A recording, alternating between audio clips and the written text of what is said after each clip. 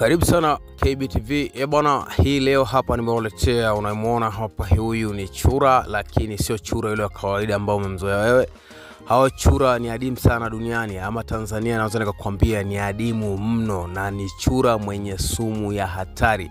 Yaani ukishamuona tu huyu ujue umeshaona sumu ambaye ni ya hatari mno, ambaye wana biolojia wanakwambia kwamba huyu kama sio kuishi kwenye maji basi angekuwa na sumu kali kuliko sumu yoyote hapa duniani, au ingekuwa ni sumu hatari kuliko sumu yoyote hapa duniani, na hapo alipo tayari ni sumu. Bwana, karibu sana, nikukaribisha sana kwa ambaye unajiunga kwa mara ya kwanza katika channel yako pendwa kabisa hii hapa ya KBTV. Karibu bwana, channel yako hii hapa huwa inakuletea miti aina ya tiba, miti aina ya dawa, tuseme miti baridi na kadhalika, lakini sio channel ya mganga bana, ni channel ya mtu ambaye anakuletea msaada.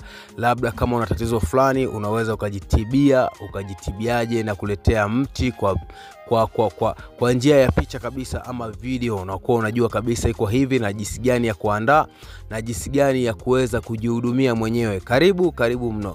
Kwa wale wana familia niwaambie tu endeleeni kuenjoy, ila kwa wale ambao ndo mnajiunga kwa mara ya kwanza ni kuambia kujiunga nasi haina gharama yoyote, ni bure kabisa. Ubonyeza subscribe, bonyeza alama ya kengele, hapo tayari unakuwa mwanafamilia wa channel yako pendwa kabisa hii hapa ya KBTV. Karibu sana. Bwana, chura huyu mara nyingi hupatikana katika madimbwi ama visima ama mabwawa.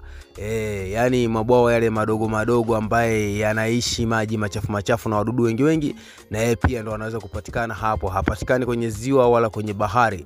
Na chura huyu ni tofauti na chura wale ambao unawafahamu, ambao wanaishi nchi kavu na kuishi kwamba wanakuwa wanajichimbia kama kiandaki hivi, ama wanajichimbia kama shimo tuseme, wanajificha huko, wanatoka asubuhi wanatafuta, yani wanatoka usiku wanatafuta kitoweo, wanarudi tena katika sehemu yake ya kujihifadhi. Huyu ni tofauti kidogo. Huyu ni anaishi kwenye maji humo.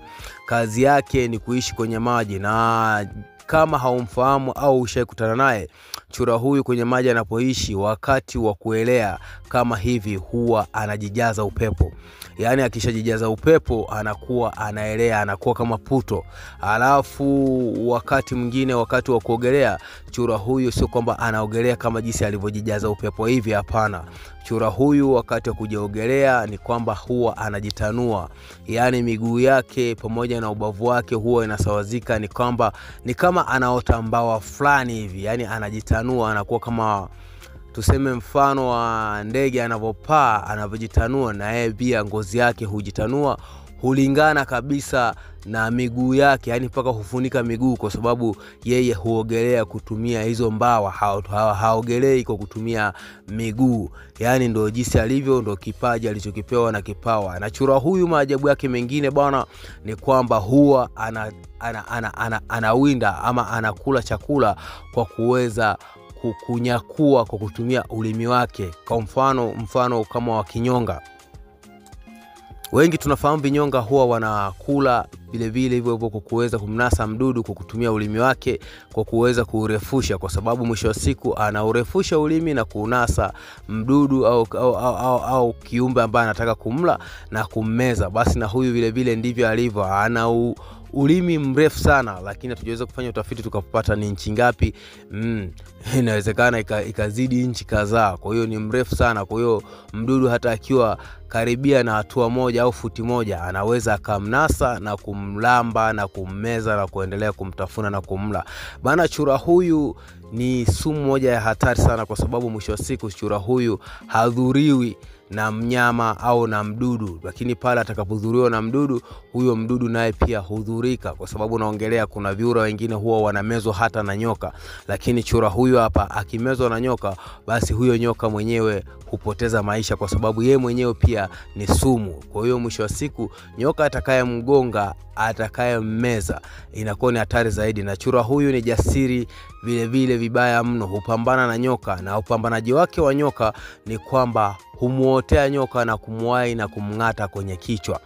lakini akishamng'ata kwenye kichwa, yani anakuwa kama vile amemmeza kichwa na humuua kwa kuweza kumjaza upepo, kwa sababu chura huyo ana tabia moja kuhifadhi upepo mwingi katika mwili wake. Lakini vile vile akiweza kumng'ata vizuri katika kichwa, huvuta pumzi kwa kutumia pua zake na huweza kumpampu, yani anamjaza upepo nyoka huyu mpaka anakufa, kwa sababu mwisho wa siku unajaza tu upepo alafu hautoki. Kwa hiyo mwisho wa siku unakuta anakufa kutokana na kukosa pumzi na kadhalika. Na hata kibiringita vipi, chura huyu hawezi kuweza kumwachia nyoka huyo au mdudu huyo anayeweza kumdhuru. Na wale wadudu wengine ambao wanang'ata, basi moja kwa moja akiweza tu kumng'ata katika ngozi yake, hapo mdudu huyo hupata madhara na kuweza kupoteza maisha. Kama unavyomuona chura huyu ana vipele. Hivi vipele bana ni vipele kama vya ulinzi wake, na ni vipele ambavyo vimejazana mno, ambaye ni sumu nyingi sana ambaye ameweza kuijaza na kuhifadhi katika mwili wake. Tuseme chura huyu, chura mzima, yeye pia ni sumu. Kwa hiyo hawezi kabisa kudhurika na kiumbe. Kuuawa anaweza kauawa, lakini kiumbe ambacho kinaweza kikamuua chura huyu, basi na chenyewe kinapoteza maisha tena kwa dakika chache mno, kwa sababu vile vile yeye ni sumu kali mno. Lakini hata hivyo wanabiolojia walisema kwamba chura huyu ni kwa sababu anaishi tu kwenye maji. Ingekuwa anaishi nchi kavu kama hao wengine wanavyoishi nchi kavu, basi sumu yake ingekuwa ni kali zaidi kuliko kiumbe chochote hapa duniani. Yani yeye angekuwa yeye ndo angekuwa kiongozi au sumu hatarishi zaidi kuliko sumu yoyote iliyopo hapa duniani. Tumezoea kusikia kuna sumu nyingi sana ambazo huwa zinatengenezwa, kwa mfano kama kenge, mamba, nyoka na viumbe vingine tofauti ambao wanakuwa na sumu kali sana. Lakini kwa huyu hapa sumu yake imezidi, kwa sababu ukichukulia kiumbe mwingine ni hadi akudhuru, labda akung'ate kama nyoka vile ndo akuachie sumu ndo uweze kudhurika, lakini huyu sio lazima akung'ate. Huyu sumu yake bana ni imejaa mwili mzima, yani yeye mwenyewe ni sumu tosha. Kwa hiyo mwisho wa siku hata kama hajakung'ata ukamdhuru wewe, ukaweza ukadhurika tena wewe. Yani wewe unamdhuru alafu unaweza ukadhurika. Chura huyu bana hauwezi ukamfanyia majaribio kama wale wanayofanyaga majaribio labda maktaba, kumpasua na nini kuangalia viungo. Huyu hapana, huyu ni sumu kali sana, kwa sababu vile vile wewe unavomshika ni hatari zaidi, na anaweza kuhatarisha maisha yako kwa sumu hiyo ambayo alionayo, kwa sababu unaweza tu ukampasua na ukaweza kukutana labda una michubuko fulani katika ngozi yako, lakini ile damu yake au ikaweza kukupenyea kidogo tu katika ngozi yako ama jeraha lako, basi moja kwa moja unaweza ukapata madhara makubwa sana usipokuwa karibu na tiba ama na huduma. Lakini hata hivyo sumu yake sidhani kama itakuwa inatiba kwa haraka mno, kwa sababu kwa watu waje wafanye utafiti waweze kujua ni sumu aina gani iliyotumika na ni dawa aina gani ama ni kinga gani waweze kukupatia ili uweze kuwa salama, basi unaweza ukajikuta umefikia pabaya sana. Nikukaribisha sana kwa wewe ambaye ndo unajiunga kwa mara ya kwanza katika channel yako pendwa kabisa hii hapa. Ila kwa wale wana familia niwaambie tuendeleeni kuenjoy mpaka katika video ijayo niweze kuambia tu kwa heri.